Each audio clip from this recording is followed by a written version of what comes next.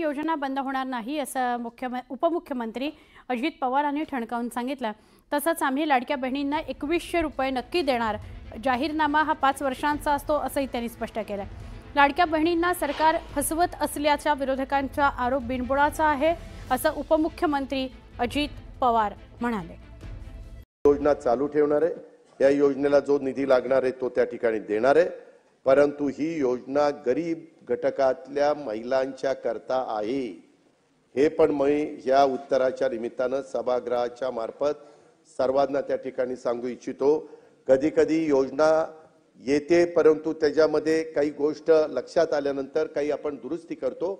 आम्ही दुरुस्त करणार आहे, त्याच्यामध्ये बंद करणार नाही, त्याच्यात कुठेही गरीब महिलांच्यावर अन्याय करणार नाही। ज्याला गरज आहे त्यांना 100% आम्ही देणारच, त्याबद्दल तसोबर पण आम्ही कमी त्या ठिकाणी पडणार नाही।